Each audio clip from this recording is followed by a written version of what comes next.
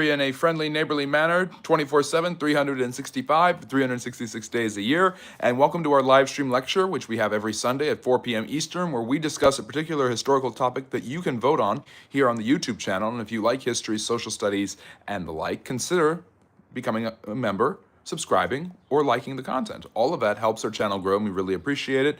And today I am presenting on this live stream lecture. We are talking about Japanese Christianity, one of the most important and interesting religious movements that you've probably never heard of, but is extraordinarily important to the development of both European and Japanese culture and history in the 16th and 17th centuries. And we're going to dive right into that. Be sure to follow us on all of our social medias. And again, if you enjoy what you hear, consider liking and subscribing. It's as easy as that to become a friendly neighborhood historian. But obviously, Japan is, and its history, obviously extremely formidable, extremely interesting and fascinating. And we're going to be talking about a period in Japan's history that went from an extreme openness towards the West to being closed, and then at the end became a little bit more open again. So we're going to be talking about kind of these tides that went on in Japanese history that I think everyone here will find really interesting and the like. And so let me see here. Where is it? I'm just picking my green screen because we're going to be talking about Japanese Christianity. Okay, so there's the background. Harry's already asking, isn't the emperor the head of the native Japanese religion? So Japan, obviously, its connections to outside peoples and influences stem mainly from its connection to China and to Korea. Japan's official religion its historic religion was a thing called Shinto, which was the worship of various different spirits, including the emperor, who was the head of a Japanese state and an incarnate divine being who held very little political power, but held all the ceremonial power in the world. The Japanese had developed their own feudal system in the medieval era, similar to the European feudal system. It's quite fascinating that the Japanese themselves had a system very similar to the Europeans. And I'm providing historical context and background so that we can move through the entire presentation with you knowing a little bit more about how Japanese culture and history worked. So, despite the fact that the Europeans and Japanese had very little to no contact in the Middle Ages, the Japanese culture developed in many, many ways similar to the European culture, where you had a feudal system. You had the emperor who was on top and worshipped as a god and was the head of their religion. You had underneath him, you had the various lords who controlled the various areas and regions of the Japanese islands. These were known as the daimyos, and the greatest of these daimyos would from time to time emerge, and that was known as the shogun. And the shogun would be able to rule over the other daimyos as the grand warlord of China, and more or less a king of Japan, and more or less being the king of Japan for an extended period of time and create a dynasty. There have been several different shogunates, as they have been called, and yes, this is the inspiration for James Clavell's famous novel, which was turned into a really popular miniseries recently, Shogun. And Shogun is actually based in this time period that we're talking about today here at the Friendly Neighborhood History channel, where if you like history and social studies, you've probably found the right place for you. And if you enjoy the vibes and all of that, consider liking and subscribing, and welcome. I hope you're having a really good Sunday. It's 4 p.m. 4:12 on the East Coast, and this is us talking about Japanese. This is our presentation on Japanese Christianity, so sit back and enjoy. So Japanese feudal culture emerged similarly to European feudal culture, where you had a ruler, you had lords and nobles. Underneath them, you had vassals and knights. And the Japanese equivalent of a knight is obviously the samurai, which is one of the most famous. By the way, this background is Mount Fuji, from a woodblock painting from around the 16th century. There was a new artistic period that took over Japan in the late 16th century. That's pretty interesting. So basically what happens next? There's the European feudal structure based on the code of chivalry that is extraordinarily important for their knights. This is obviously taking care of their lords, being loyal to the church as well as to the nobility, making sure to defend the peasantry and the serfs, defend the food supply, defend the economic system, and of course treat people, especially those who are disabled or marginalized, with respect and dignity, and also, of course, respect women of different social statuses and things like that. That chivalric code was developed in by the church. And Japan once again had a similar structure to that as well. They had a code of Bushido, and Bushido was the code of a samurai. This was to be noble, to be loyal, to not betray, to follow a certain set of ethical behaviors, to be well educated, to understand poetry and literature and art, but also to be completely loyal to the emperor and to whatever lord you had pledged your allegiance to. Any show of dishonor to this lord or to yourself or to the emperor could result in your not only losing your status, but perhaps even taking your own life through an act called seppuku or harikari.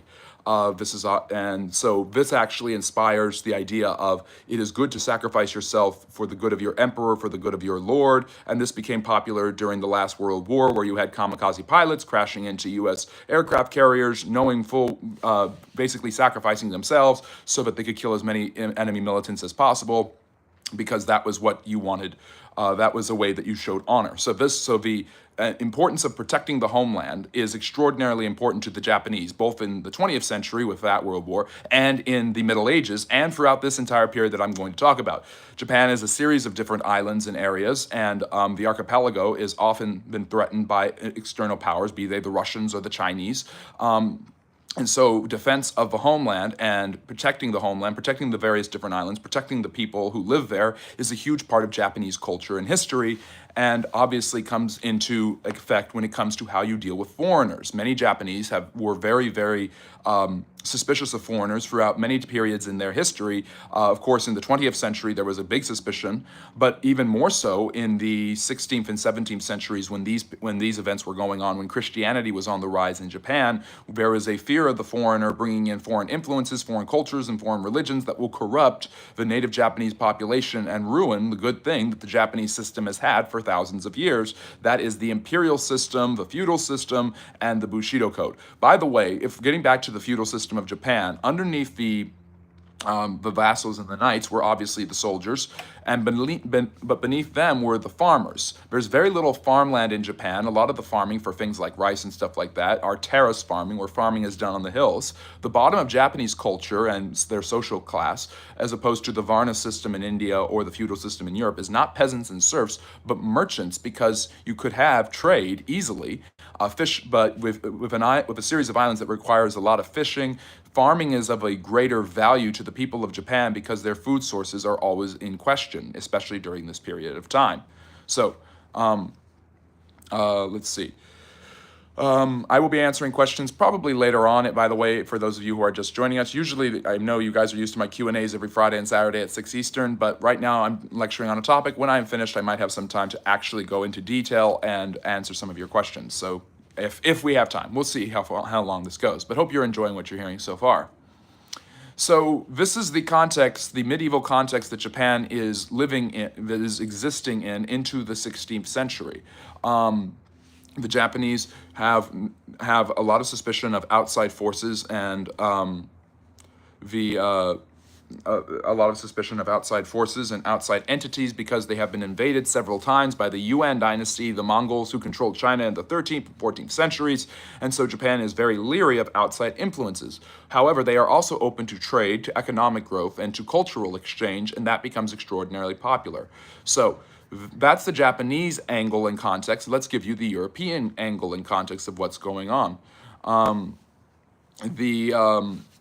The Europeans are going through a huge religious shift at this period of time. This is during the height of the Protestant Reformation, and obviously the biggest divide in Europe is the growing Catholic-Protestant divide, as the Renaissance has borne out a continual questioning of human nature, but also of the religious structures and orders that are extraordinarily important to Europe at this time. So you have the development. So many Catholics are starting to question the authority of the Catholic Church. Many of them are looking for changes in the religious orders and system, and they see the corruption of the Catholic Church as extraordinarily prevalent. You have bishops selling their different priestly offices. You have people passing on roles to their nephews, literal nepotism. That's where the current term comes from. So you have a very corrupt church that is selling indulgences in order to enrich their coffers. They are not they are being negligent to the poor and all these other things. And there are questions about, is their authority coming from God if they're so corrupt? So obviously this leads to the Protestant Reformation in the early 16th century, where the questioning and the calls for reform go from being inside of the church, from people like the Renaissance scholar Desiderius Erasmus, to people outside of the church like Martin Luther, who obviously pins the 95 Theses on the church door in Wittenberg and starts the Protestant Reformation. From there, you have the development of Anglicanism with King Henry VIII and his divorce in England. You have the development of Calvinism with John Calvin in Switzerland. You have other reformers like Ulrich Zwingli, Martin Bucer, and the like, who are going to spread Protestant ideas everywhere. Calvinism is going to become popular in France under the name Huguenot. In Scotland, it will become the Covenanters, and later the Presbyterians. So you have a development of Protestant denominations. Luther's followers become Lutherans, and they spread all throughout the Scandinavian and German provinces. And the Holy Roman Empire, which is what Germany and other states are known as at this time, becomes a hotbed of political dissension. This leads to fighting and religious wars all throughout Europe, throughout much of the 16th century, and the Catholics eventually decide to get their act together and strike back. This is known as the Counter-Reformation, and it really starts to take place in the 1520s and 30s. The most notable contribution of the Counter-Reformation, other than religious art and the Council of Trent and the Church reforming many of its corrupt practices, is the endowment of a new religious order of monks, missionaries, and priests called the Jesuits, the Society of Jesus. The Society of Jesus is founded by a man named Ignatius Loyola. He is from Manresa, I think in Spain. He was a general. He was injured, and during his recuperation from this injury, he had a vision of where the church needed to go, and he created a society devoted to Jesus, the Society of Jesus, or the Jesuits. The Jesuits are extremely evangelical in the sense that they are extremely committed to spreading Catholic Christianity anywhere they can go. And with Europe being just a hotbed of fighting, there seems to be opportunities for the Catholic faith to spread to other places because of the expansion. You have a westward expansion of Spain going to Italy, going to North and Central and South America, and that's going to lead to Jesuit missionaries going there, and as well as Franciscans and Dominicans and all the other Catholic orders that are already available. And you also have expansion eastward. The Portuguese are building a mercantile empire, trading frequently in Africa as well as India, along the Bay of Malay in Malaysia, and with China as well, and eventually with the Japanese. So this is going to lead the Jesuits to go with them to start spreading the Christian gospel to places in India, Malaysia, China, areas like that, Africa. There's going to be the Kingdom of Congo in Africa is actually going to embrace Christianity and set up a Christian kingdom there for a while. But what's really fascinating is that they eventually, one of the followers of Ignatius is a man named Francis Xavier. Now, Francis Xavier is really committed to the spreading of the Christian gospel. He's a very strong Jesuit. He has the blessings of the church. And after spreading the Christian gospel in India and Indian provinces and settlements controlled by the Portuguese, like Goa and Malacca, he's eventually going to get all the way to Japan. And in 1539, he arrives in Japan in the southern port city of Kyushu.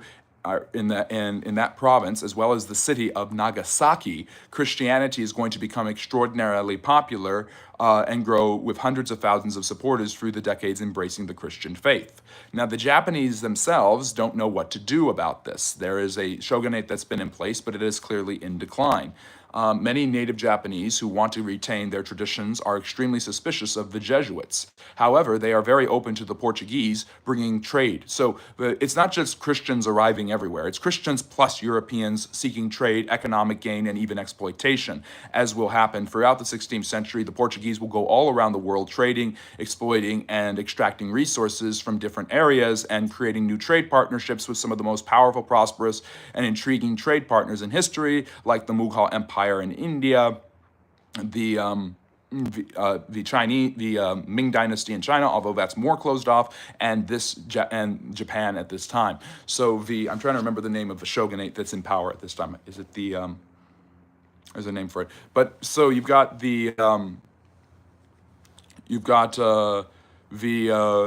the Portuguese bringing trade, economic opportunities, cultural exchange to the Japanese islands, and with them come these missionaries led by Francis Xavier, and he's going to be he's going to continue to promulgate the Christian gospel. Franciscans will come later, but the Jesuits, aided by the Portuguese, will be the most dominant force in the East Indies in promulgating the Christian faith and spreading it there.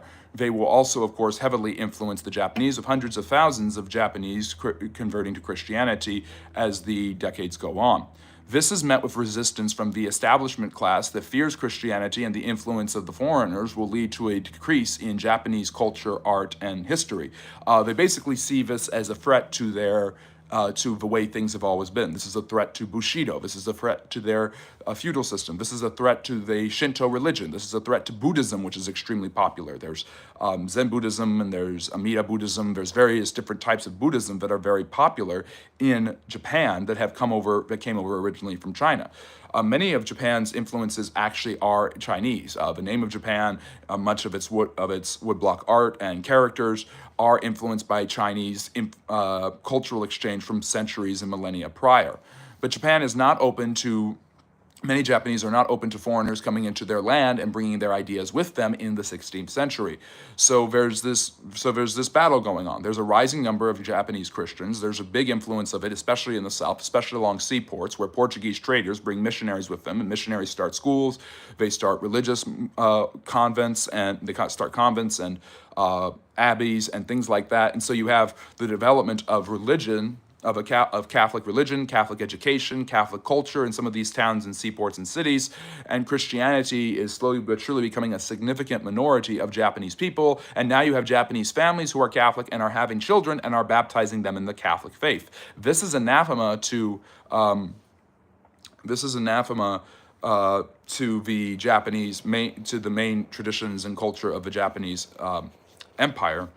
And they see this as, again, a violation of many of their ideas. And there's going to be a curtailing of Christian influence in Japan, starting with Oda Nobunaga, which is the is it Nobunaga? Nobunaga, I think is how you say his last name. He is one of the shoguns of the 16th century, and he is going to be extraordinarily committed to curtailing the influence of Christianity. He's going to unify the islands. And so basically, the shogunate that was in power had decentralized, and the Japanese leadership needed more unification. And so Nobunaga and then this guy, Todashi Hitsumayu, I think that's how you say his name, Hitsumayu. Both of these leaders will spend most of the last half of the 16th century unifying Japan, conquering other warlords, bringing them under their thumb, and trying to unite them to create a more united shogunate that can withstand the influences of the West, the growing power of the Portuguese, and of course their own political enemies. Some of these Japanese warlords and daimyos actually convert and embrace Christianity.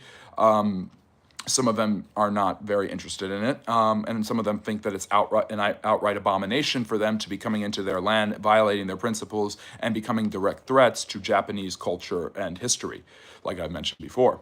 So more and more is going to happen. The Japanese, starting in the 1580s, Hitsumayu, is it Hitsumayu? Why am I forgetting his name? The successor to Nobunaga is going to start to curtail Japanese influences. He's going to start persecuting or curtailing Christian influences. He's going to start persecuting the Jesuits and trying to cut back on their influence and power. In 1598, one of the most brutal scenes happens. To about 300 Japanese Christian Catholic priests are crucified.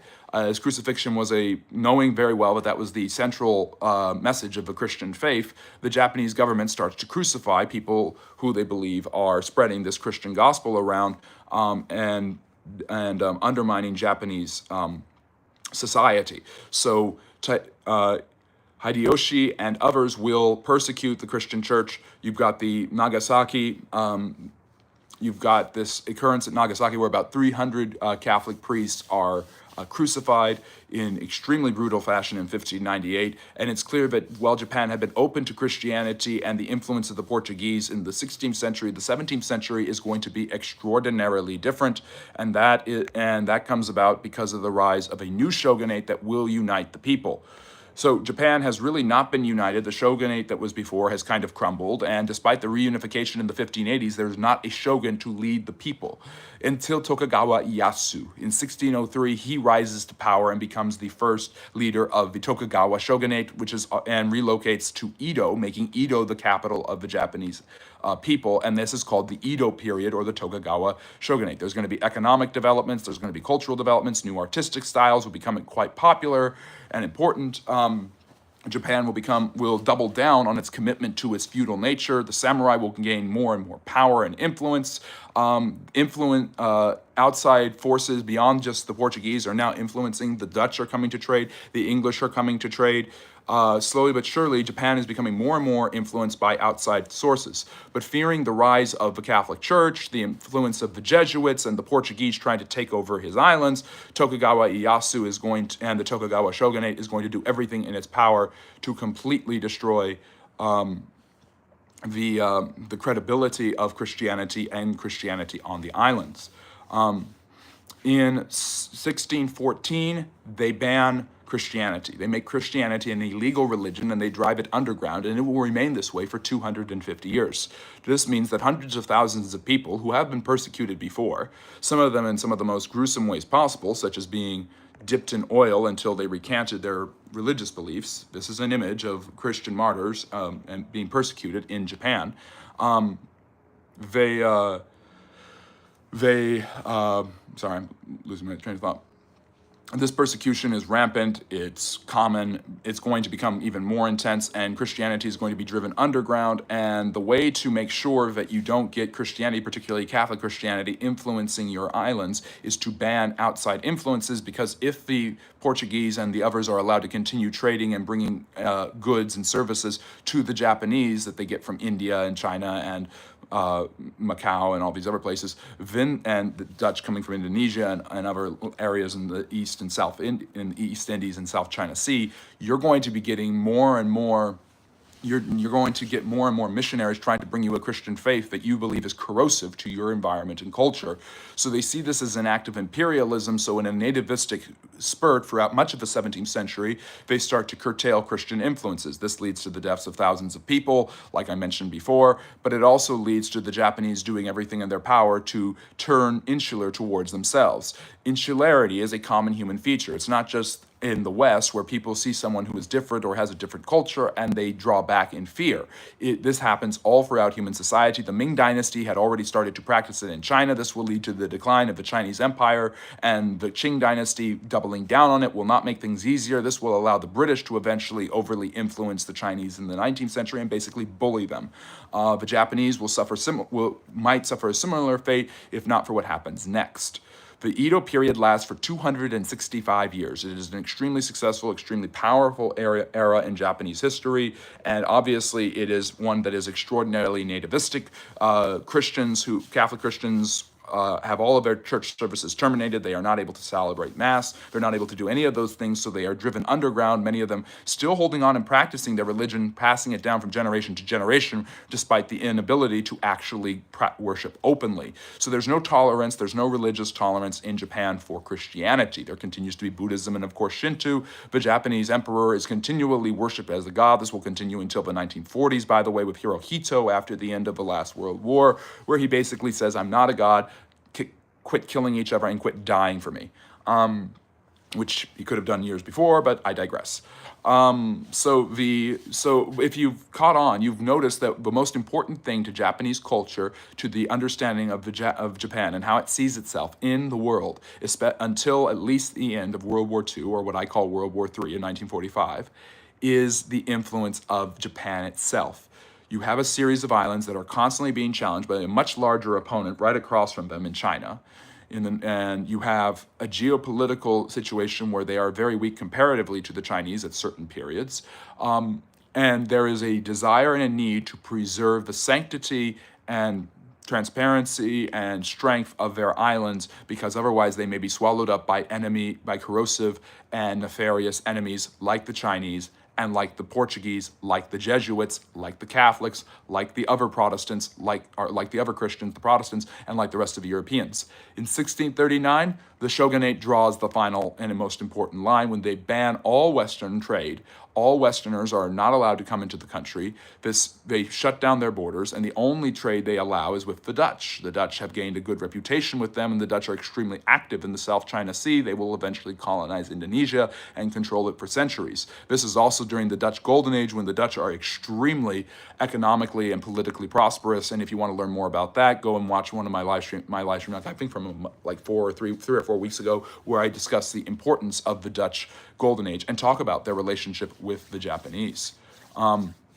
So what happens next? So the centuries go on, and in the West, you have Europe, Europe growing and developing. Eventually, you have the Industrial Revolution, and by the time the 19th century gets around, the Europeans and the United States, now on the horizon, have become quite powerful, especially compared to their East Asian foes. China and Japan are both in a period of regression. Like all great dynasties, they start off fledgling, they rise to power, they become great and impressive, they do amazing things that no other dynasty had done before, and the next dynasty will do new things that they didn't do, and then they start to decline. This is the basis, by the way, for the Chinese mandate of heaven, where something bad has happened, it is the ruler's fault, the gods replace the ruler with a new dynasty, that dynasty rules well until something bad happens, and then the cycle continues. That cycle isn't exactly historical, it's not in every case, but every single dynasty seems to fall. All good things or bad things must come to an end, obviously. So what I was going to say next is, in the 1800s, the British and the French are extremely interested in international trade with other areas of the world, and bringing back and forcing places that had been closed off to European influence and trade to trade more openly with them. This, of course, includes the Chinese, which is why the British will obviously build a huge overdue influence in China, winning both of the Opium Wars with the help of the French to create spheres of influence where the European powers of the late 19th century, including the Germans and the French, will trade there. Japan feels the pressure. They see what is happening to China, but the Tokugawa shogunate is obviously in decline. It's become bloated. The feudal system is way out of date, hundreds of years behind any European or Western power, which has emerged from the Industrial Revolution that much more industrialized, that much more strong, and that much more dangerous. And while the Japanese did indeed get gunpowder and create firearms and weaponry from that, thanks to the influence of the Europeans, they are not going to be, they are not nearly as sophisticated or strong as an ironclad warship or any of those other things, which is exactly what they see in 1853 when President Fillmore, and probably one of his only good decisions as president, sends Commodore Matthew Perry to Japan. Perry arrives in Japan and basically tells the Japanese, "We are the Americans, we want to trade with you, you will start trading with us, or else bad things, we will come back in a year, and you better be open to trade, or else we'll force you to trade." The way the British were kind of doing in China, the United States is trying to do it with Japan. The Japanese have a year to make up their minds. Actually, if I'm correct, they have 7 months, because Perry comes back a lot quicker in 1854 and says, "Okay, I'm back, what is your decision?" Despite their principles of being against foreigners, seeing the intimidating power of the American warship definitely convinces the Japanese that maybe we should be a little bit more open to trade, and this leads to them opening up the door to European trade. Once the British and the French get wind of the fact that the Americans have created an open trade pact with the Japanese, they're going to go in there and do their absolute best to do the same thing. And so the British make a trade deal, the Japanese make a trade deal, and then by the time you get to the 1860s, Japan is actively trading with all of these Europeans.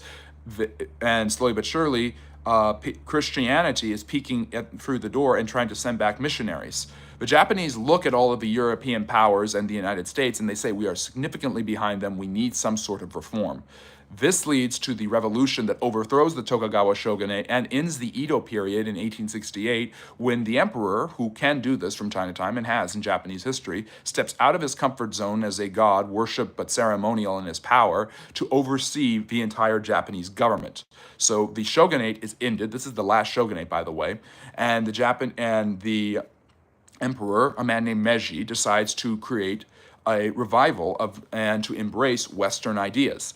This will lead to religious toleration. This will lead to Christian missionaries coming in. And more than anything, for the Japanese, it will lead to hyper-industrialization. The Japanese go through a very, very rapid industrialization throughout the rest of the 19th century. They create a parliament. They create an elected government. They create democratic representation. And they start to mimic everything the Europeans are doing. And quite impressively, they catch up to the Europeans extremely quick.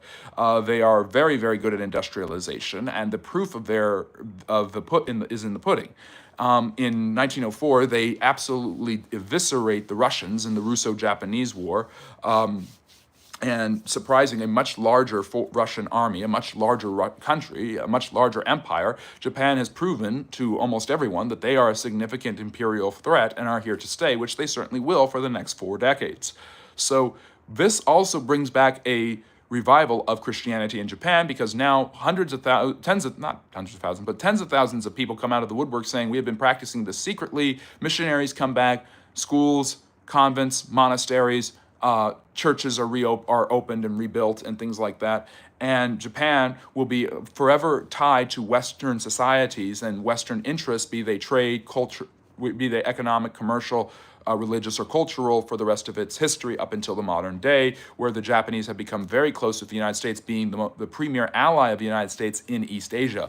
So that's a basic rundown of what happened with Japanese Christianity. There's more details to that, and if you want, you can check out my video on this from a few months ago, where I go into detail about the Japanese, the rise and fall of Christianity in Japan, and the rise again in the 19th century. Yes, less than 2% of Japan's population is Christian. There's hundreds of thousands, but it's an extreme minority. The vast majority of the country is either non-religious or Buddhist. Shinto still has some authority, but a lot of that has been basically seen more ceremonial rather than literal. So that's a quick summary of Christianity in Japan during the 16th and 17th centuries, how it was destroyed by the Tokugawa shogunate, forced underground, and then came roaring back with the rise of Japanese industrialism during the Meiji Restoration in the 1860s and 70s. So there you go. By the way, this is also a time when Christian missionaries, Protestants, become the predominant form of missionaries. You have Hudson Taylor in China. Most of East Asia experiences Christian communities growing up in the late 19th century. So it was very in vogue for the Europeans not only to force their way into Japan along with the United States, but also to bring their culture and Christianity with them. So quite interesting stuff. Very good. Yes, and this is in Stryker, that's an excellent title for it. The Insular Japanese. The model and the mindset of the Japanese, as we know, history is about ideas, and what ideas make things function, is that we need to protect our island from anyone who could and can and will and has threatened it. And the common fear is that the foreigner, whoever he or she might be, whatever they are doing, could be a possible threat to the sovereignty and protection of the Japanese islands. The protection of the Japanese mainland is a huge part of Japanese culture and history. Defending themselves as a series of islands from larger entities like China or Russia or the United States or Great Britain and its empire in the 19th century is obviously huge for the Japanese. The Japanese basically decide under Meiji that if we can't beat them, we'll join them, and we'll actually beat them at their own game, which they get very close to doing about 75 years after Meiji starts his restoration. The Japanese become the predominant power in East Asia throughout the first half of the 20th century, which is only thwarted by the United States, once again imposing its will on Japan in the Third World War from 1941 to 1945, although the Japanese had started that war in 1937 when they had attacked the Chinese at the Marco Polo Bridge. In 1945, Emperor Hirohito, under pressure from his government after the 2 nuclear weapons are dropped, one of them on Nagasaki, admits that he is not, in fact, a god. He does not have a divine spirit, and that the Japanese need a complete and total surrender and a complete revitalization of their society. So you can see the pattern and the cycle continuing with the Japanese throughout their history. We are not open to foreign influences. We will reform and embrace change. This change and reform is dangerous to who we are as Japanese people. We will crush this reform and change. That cycle has continued throughout Japanese history, be it the imperial periods, be it the openness of the Meiji Restoration, the darkness of the Edo period, the decline of the Edo period, where they were still at least willing to engage with the West because they realized they were running out of options and were in decline. Basically, when they decide to trade with Perry and then later the British and the others, their logic is, we will do this now or we will be overrun by the Europeans later on. And in fact, they actually are able to strike at the Europeans throughout the early 20th century, winning huge victories against the British in Burma and Australia and the South Indies, or in the East Indies, and also against the Russians in the Russo-Japanese War. So it's quite fascinating what we see with Japanese history and those cycles, because history has patterns to it, just like math problems. And one of the patterns is insularity, openness, fear of openness, basically insularity, openness, buyer's remorse on openness, insularity. And that cycle continues quite a lot in Japanese history. So, yes, make sure to like and subscribe if you haven't. I've seen that Stryker and Ricky and Chris and Tayyip, I always mispronounce it. I want to make sure I get it right. Tayyip are here. Steve is here. Thank you so much for joining us. And I hope you enjoyed our presentation about Japanese history and culture. And of course, with a special emphasis on the rise, fall, and re-rise of Christianity in Japan from the 16th century until the 21st century. Really hope you enjoyed it. If you did, like, subscribe, all that good stuff. And yeah, we've got about, 20, I've been wanting to do this presentation for a while because it's a fun one, it's an interesting one, it's based on one of my videos. If you guys want more information about it, go check out that video. I think it's called Christianity in Japan or something like that. I made that a few months back.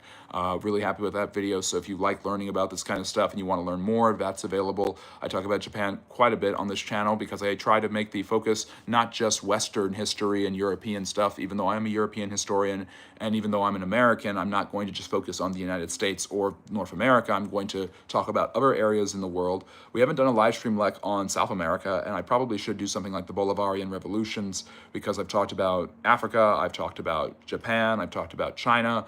Of course, I've talked about the Europeans a lot. I've talked about individual countries in Europe. I've talked about the United States.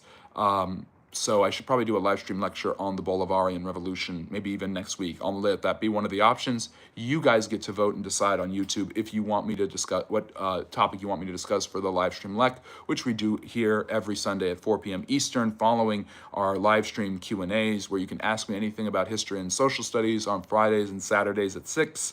You can also follow me on the social media handles, which Harsh has hopefully put in the chat. I can't see it yet, so please put it in. Again, do Cambodia, the Khmer Rouge, and Pol Pot. That would be a good one. I'd really like that. We've got about 23 minutes left. I'm going to open it up for questions. If you guys want to ask me anything about history, social studies, and this in particular, I'd be very happy to oblige. Drop a like if you have already. Let me see here. Make the vote about Ronald Reagan, ERA. About the Ronald Reagan era? You said next week. I said I'll have a vote. Yeah. Only worthwhile streamers deserve a donation. I hope I'm a worthwhile streamer. If you want to donate, if you want to do a super comment, if you want to do any of that, if you want to join, you can. I'm not going to force you to, obviously. Any support helps. We're trying to get to 9,000 subscribers by the end of August, 10,000 by the end of the year. You can do that if you haven't already. The real Pirates of the Caribbean, that would be interesting. I don't know a huge amount about the golden age of piracy in the early 18th century, but I can read more about it. Yeah. And we're arguing about whether Donald Trump is a Christian or not. I don't even know why we're arguing about that at this point.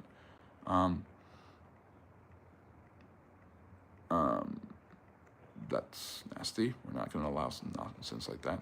And thank you so much. We've got, let's see, we've got Ricky, who has sent five gift memberships. Thank you, Ricky. Really appreciate that. And you get a shout out with the super chats, and I will spend even more time answering your questions if you do a super chat donation. I'll go into detail, do a mini live stream lec if you guys do that. Smart people can't stand Christianity. I'm just catching up with the chat. If you have questions, I'll get to them quickly. I promise you. Smart people can't stand Christianity. I don't know about Einstein. I mean, not Einstein. Einstein wasn't Christian, but I don't know. Kepler seemed to stand Christianity. Copernicus seemed to stand Christianity. Augustine seemed to stand Christianity. Some of the smartest people in history have been Christians. Some of the smartest people in history have not been Christians. And have been antithetical to Christianity. I'm not giving this from a Christian perspective. I'm giving it from a historical perspective, by the way. If you want God to serve you, you are despicable. These are very few people. There are very few people who follow God. Could be. Yeah. Let me see here. Solomon, good to see you. Steve, great to see you. Chris, I think this is the first time I've ever seen you, but I appreciate you being here. I'm not talking about what religion I am. So, and yes, Pol Pot and the Khmer, there's so much in Cambodian history we don't know about. The Khmer Empire, Angkor Wat, the fact that the Dai Viet and the Cambodians kept the Mongols from taking over their land in the 14th century is quite fascinating and doesn't deserve enough attention. Manu, if you're still here, time for those questions.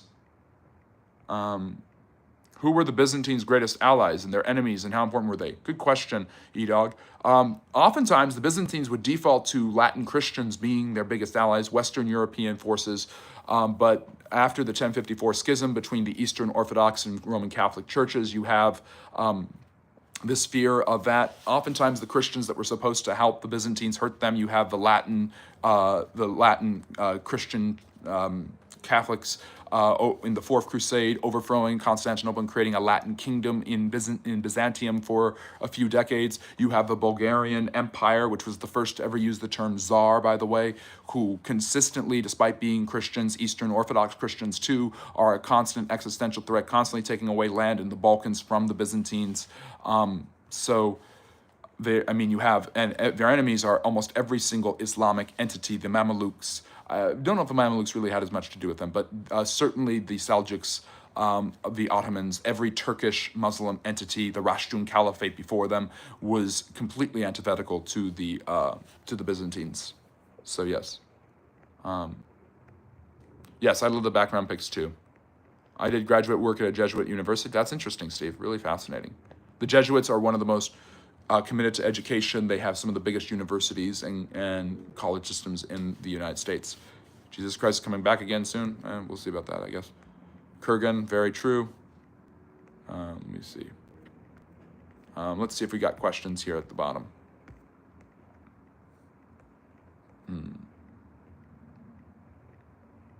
Harry, can you differentiate between Western Christianity and Orthodox Russian Christianity? Okay, people are just arguing with Harry at this point.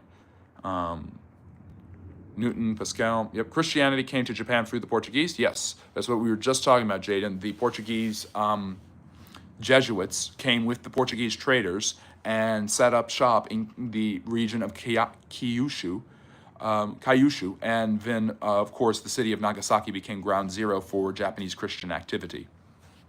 Yeah. Friendly history. Can you agree that most historians and yourself would agree that Christianity for the last 1,000 years had a strong grip on hundreds of millions of people in some way, shape, or form? Yes.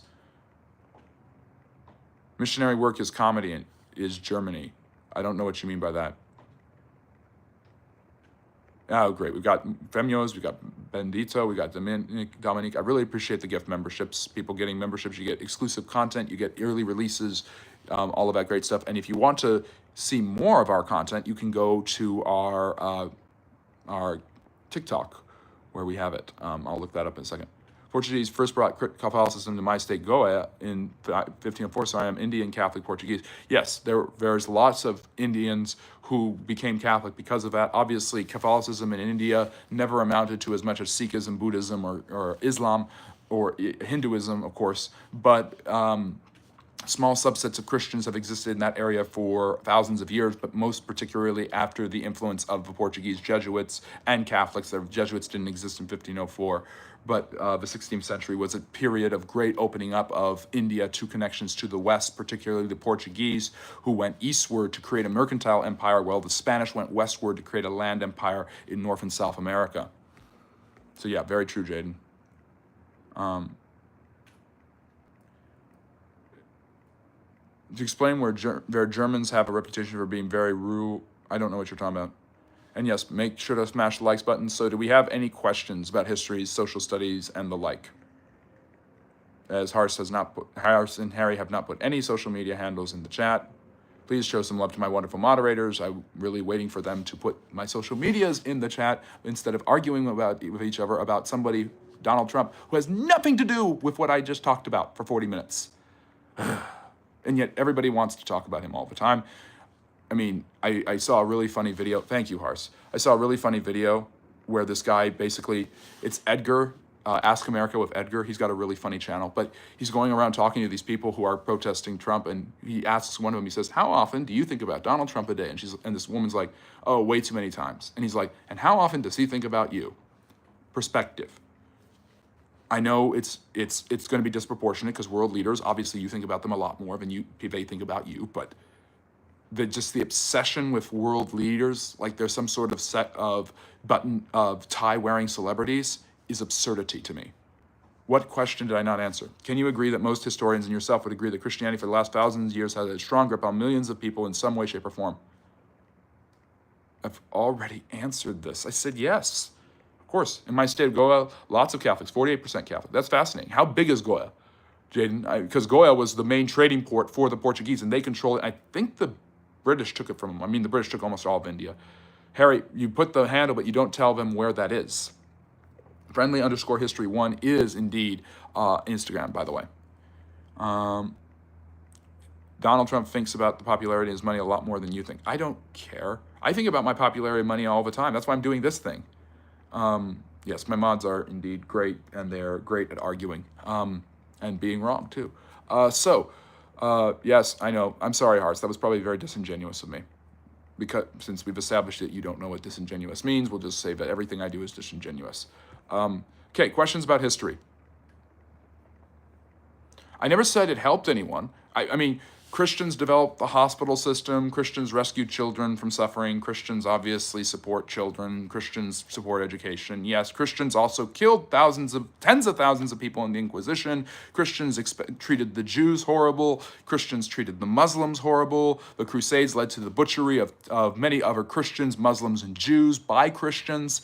You've got to, if you're a Christian, you want to defend Christianity historically, you have to understand these things. And if you're not a Christian and you want to libel Christianity and slander it constantly, you've got to look into the good sides of it. You have to have a balanced perspective about it. I'm very well aware of what the Spanish Inquisition was. Unlike everyone else, I expect the Spanish Inquisition, okay? But I also understand at the same time that the same Christians who did that built some of the most important centers of learning. Cambridge, Oxford, Bologna, the University of Paris, Notre Dame, some of the most beautiful pieces of architecture ever were created in the medieval period. The medieval period also killed witches for no good reason, just because they had medical conditions they couldn't properly diagnose in many, many cases. There.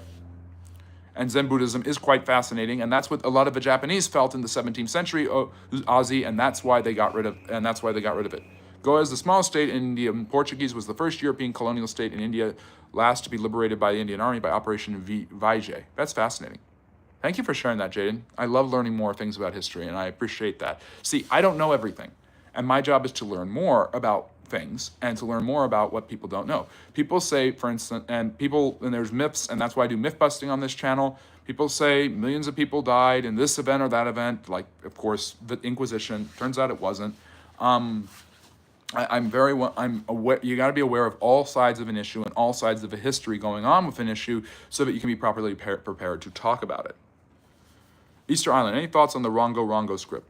I don't know enough about it. What is the Rongo script?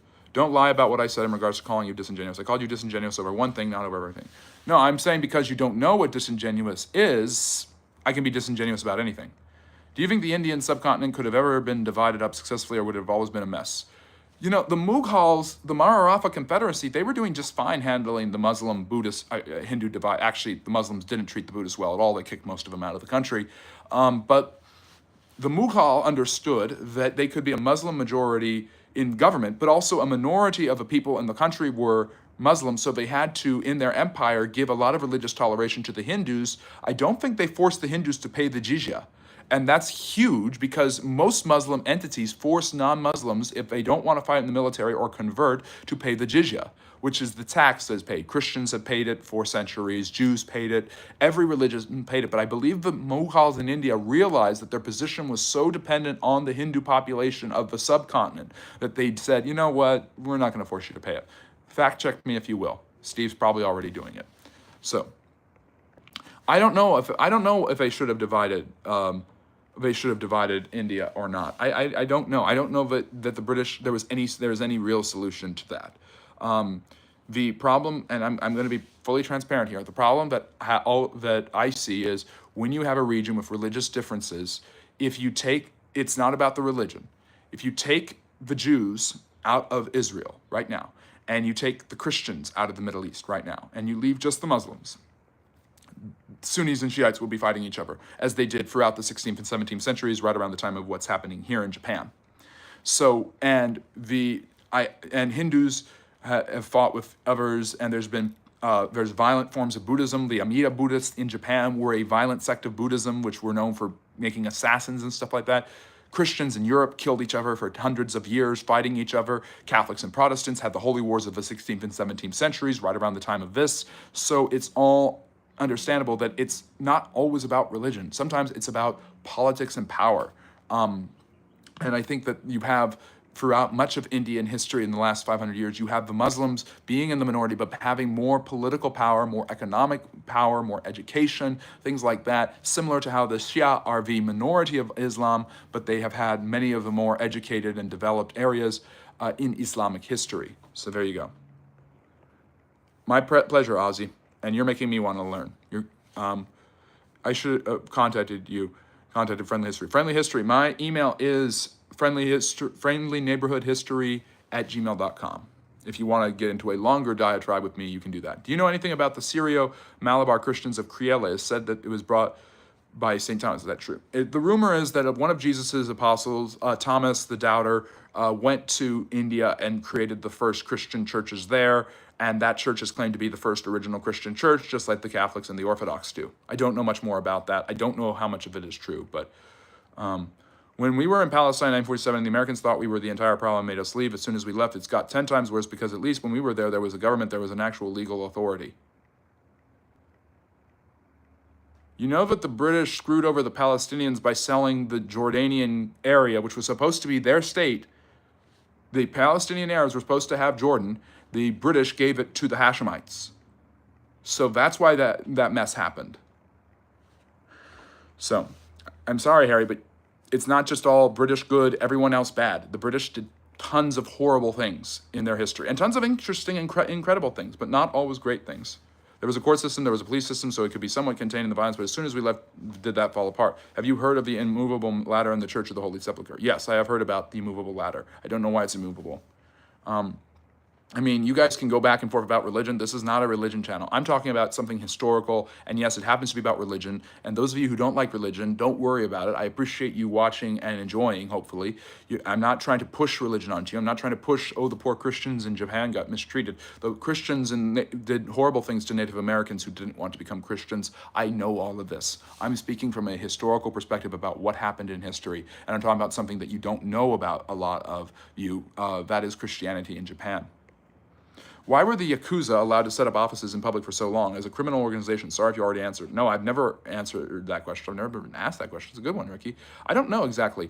You have organized crime, and there's this basic understanding between the government and the crime bosses to wink and nod and let it go on in certain cases, especially if you get a more corrupt system. This is happening right now with the cartels in Mexico. The mafia did it in the United States for a long time, and the Yakuza have done it in Japan for centuries. The Tong in China. The Russian mafia is obviously extremely popular, and the government does very, very little to actually subdue them. Harry, have the Arabs contributed to anything in the modern world? 1 second, wasn't it? The Americans who wanted to move the Jewish people, there wasn't it. Americans who came up with the magic 100,000. Yeah, the Jews were moving back there anyways, Harry. Can you research the Rainbow Division in World War II, Friendly History? It's very interesting, popular. Sure, I'll look into it. I've never heard of it before. Thank you for sharing that with me. Was it St. Francis Xavier who came? Yes. Jaden, you might have missed the first half of the presentation, but basically, St. Francis Xavier arrives in Japan in 1539 and brings the Catholic Christian gospel to the people of Japan. Angkor was a city. Wat is temple. So Angkor Wat is a really famous monumental temple in Cambodia that was set up by an empire known as the Khmer Empire. And you might know the term Khmer from Khmer Rouge. It is a reference to the Cambodian government. And I think they built it in the 16th century. I believe after World War II, the government was powerless and the Yakuza set up black markets, so they wanted respect. Yes, that's what a lot of mafias, these organized crimes are really good at organizing different things that are not always nefarious, but could be money laundering operations and the like. We wanted to stop them, and the Americans told us we weren't allowed to stop them and said that we had allowed, which just fueled the problem. Okay, so your problem is with the Jews going back there. And you're trying to blame the Americans for it because you don't want to say it's the Jews' fault for going back there. No. The Jews have been going back there since the 19th century. Look up Odessa. The Russian Empire's pogroms against the Jews forced many of the Ashkenazi to move to Israel.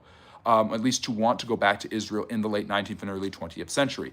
I'm not going to get into the fact to who was living there before. We all know who was. My point is that it wasn't just the Americans being bad and forcing Britain to do bad things. No.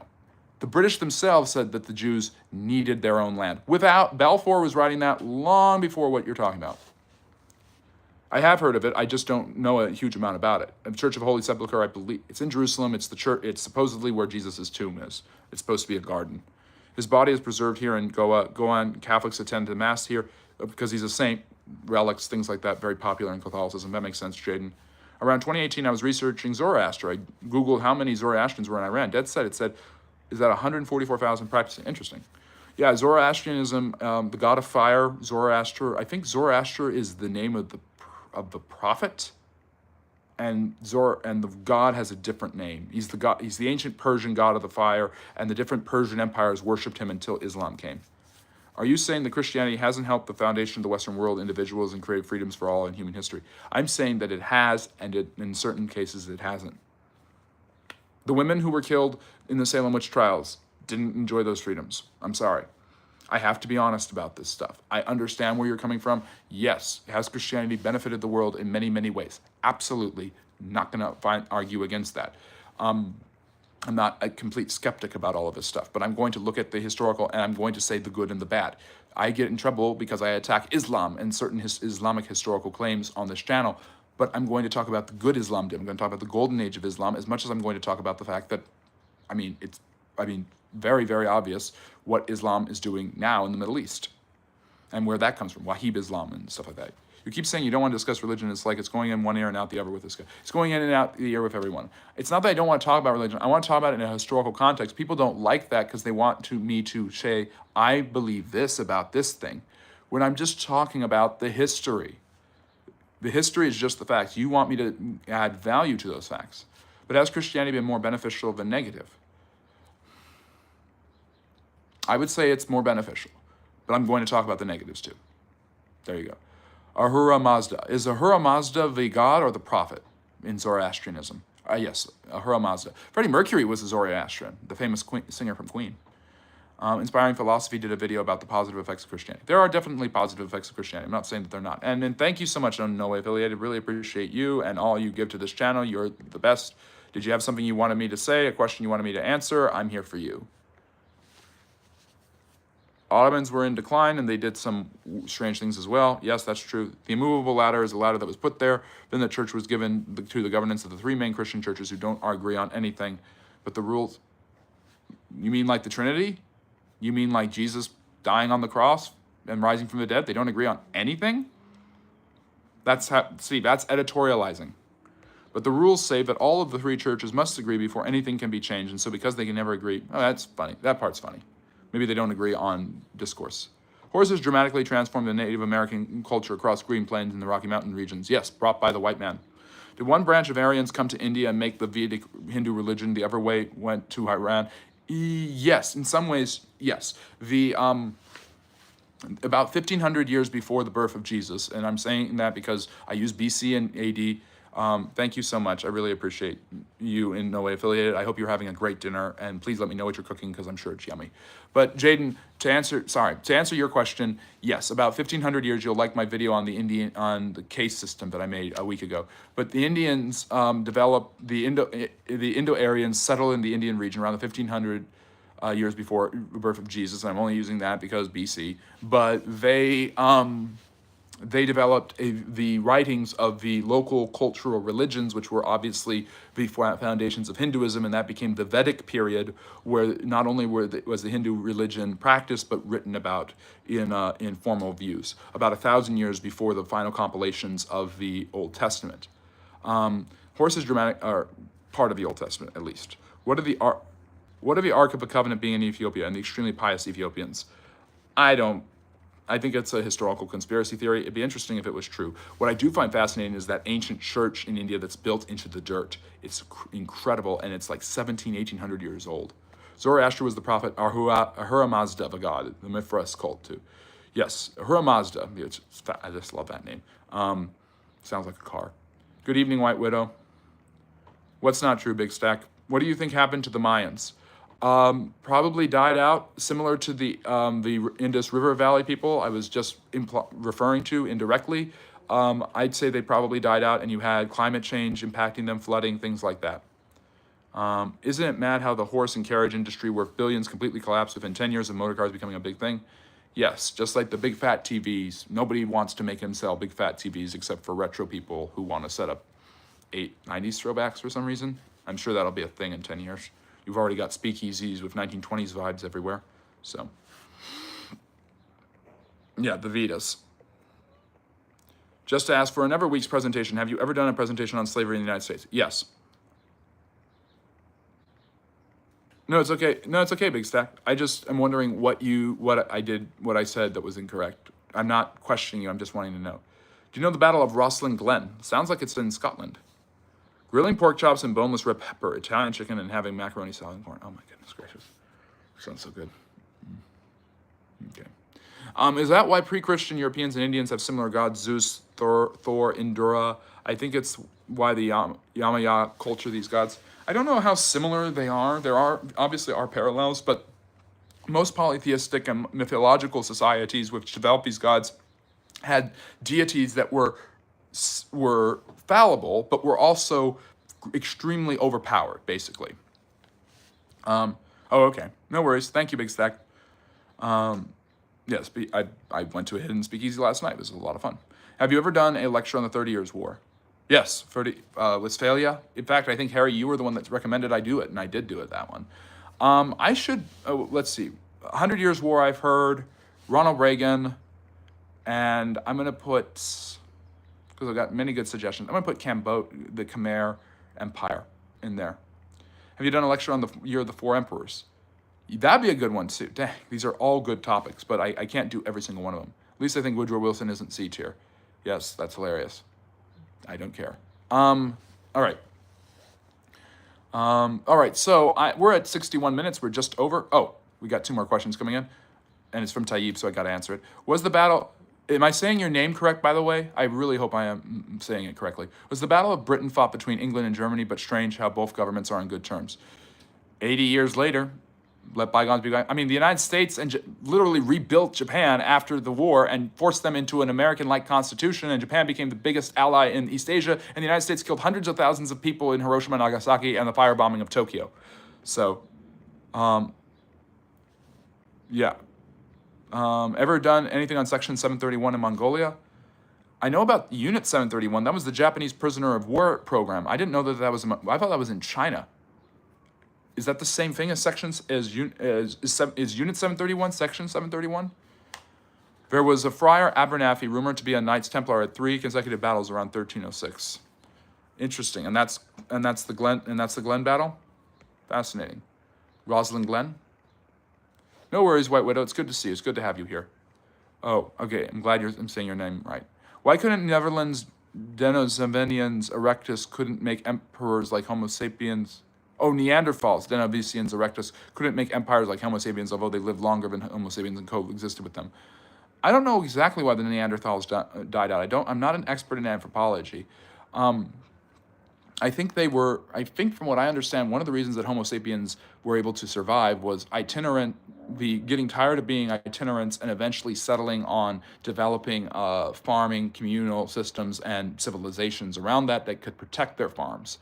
That's why you develop armies. That's why you develop tools, and you need craftsmen to make the tools. You need to, instead of using stone, let's use something a little better than stone. How about copper? Ooh, something better than copper, bronze. Something better than bronze, iron, and so on and so forth.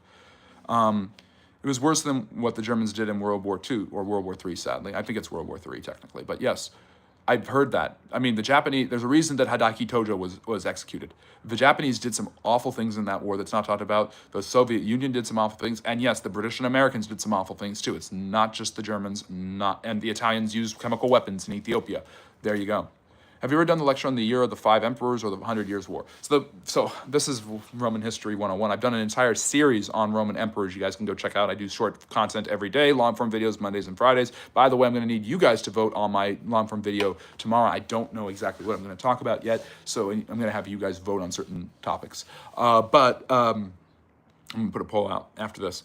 But basically, the Year of the Four Emperors was 68 AD, where you had Nero, who kills himself, Otto, Vitellius, and then it's not, Nero kills himself 68 AD. The year before him was 69. You've got Galba, Otto, Vitellius, and Vespasian, who eventually creates a new dynasty. Thank you, Big Stack. Really appreciate it. The only bad thing the U.S. did in World War II was concentration camps under FDR. And bombing Dresden. And our prisoner of war camp, well, actually our prisoner of war camps were okay. But yes, obviously the biggest stain is what we did with the Japanese. But of course, also you have to balance that out with, was it morally justifiable for the U.S. to drop atomic weapons on Nagasaki and Hiroshima? I think it is, but it's like a 53-47 split in my mind. It was really horrible what happened in those cities. Was there ever an ancient civilization that had something similar to communism? The first American settlement at Jamestown did. The Spartans had similar affects. There was some sort of communal formation. I mean, the early Christians practiced communitarianism. Communitarianism is not unpopular in human history. Utopias, communal living were popular all throughout the early modern period, up until the time of Marx and even afterwards. So yeah. And we've finished the lecture. We're on to the questions. Manu, if you've got a question, please ask it. I will keep it open just for you to be able to ask a question, because I know you wanted to earlier. But yes, 731 was really, really bad. It was similar to what Mengele was doing at Auschwitz-Birkenau. Interesting. So, British prisoner of war camp. The German prisoner of war camps were actually good for Allied prisoners, as were the American and British ones. It was the Japanese that were particularly awful, especially to the British. Another James Clavell novel, King Rat, talks about the Japanese prisoner of war camps. Why doesn't Democrats go together like Republicans stand together? I'm not going to talk about politics right now. No offense, Manu.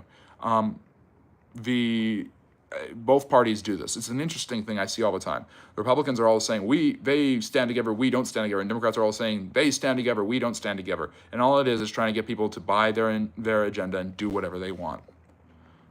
Wife's uncle was in the Bataan Death March. Oh, God. Wow. And survived? Wow. Seed, animal husbandry, burial rights, that kicked off sapiens. Yes. Animal husbandry, crop rotation, slash and burn, agriculture. Thank you, Stryker, for filling in the gaps there, because I'm not an expert in anthropology. My grandfather was in 3 or 4 camps. It wasn't that great. Which camps? For which side are you referring to? Are you talking about the Japanese? Although you would think that the Japanese would treat British soldiers quite well, considering the Anglo-Japanese alliance that lasted till 1922. You mean 20 years before the war? Wow, honored at the White House. The Kokoda Trail in Papua New Guinea, horrific, yes. Was that the Japanese as well? German camps. Yeah, well, what they would sometimes put the POWs, I'm sure a lot of you are familiar with the story of the Great Escape. They'd sometimes put them close to the labor camps, if I'm correct, and they would force them into hard labor sometimes. Is there a nuclear war ever going to actually happen? I think the fact that you have nuclear weapons and they can be used and were used once has proven that people don't want to use them. The only time 2 countries have ever gone to war, both holding nukes, both knowing they hold nukes, and the rest of the world holding nukes, in direct war was just now, Pakistan and India's little tete-a-tete. What is your favorite subject? History and social studies, but I love other social sciences and things like that. Yes. Will Ronald Reagan be a lecture vote or on a video vote? Yes, I will make sure it is. Only 23 years before. They didn't care, Terry. Not everybody is going to just honor whatever the British want.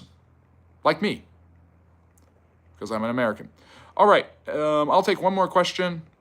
Oh, I'm seeing something here I didn't read. Germanic pagan tribes first converted to Arian Christianity before Nicene Christianity. Yes, and thank you for bringing that up, because we're coming up on 1,700 years of Nicene Christianity. Nicene Christianity came out of the Council of Nicaea, although many Christians believe that obviously it was the traditional faith coming back from 33 AD and the formation of the Christian church, where basically believing that Jesus was God, not a created God by God the Father.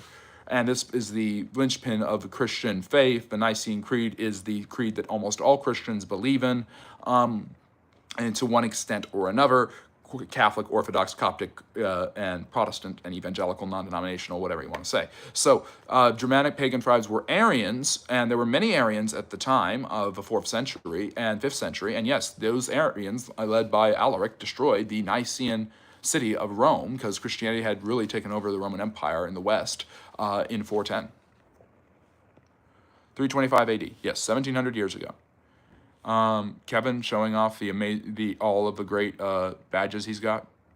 If you become a member, you can get the badges for that. And thank you so much. I'm trying to remember who it was who gave out memberships. I really appreciate you doing that. I still have a metal box he ate out of. It's engraved with the names of the camps. I'll look for it next time. Fascinating. Email me a picture of that. I'd be so fascinated to have that as a background on this channel and to do a video on it, Ricky. I really appreciate you for that. And Hearts, can you put the email in the chat, please? As well as the social medias one more time. Effanin, hello. Is the Sentinelese tribe one of the first wave out of Africa around 50,000 years? Yes, most people believe it was the first. 86K meme done to you. Huh? We're not going to 86 anything. We don't do that here. Anyways, so Hars, go ahead, put the email in the chat so Ricky can email me that. Yeah. You've goes over social medias, Substack, Patreon. Let me get the TikTok for you guys so you can follow me there. Not all of the content that is here is on TikTok, and not all the content that is on TikTok is here. So you guys get to do both. You get the best of both worlds here at the Friendly Neighborhood History channel, where we bring you history in a friendly, amicable manner. Or neighborly, amicable manner, I should say.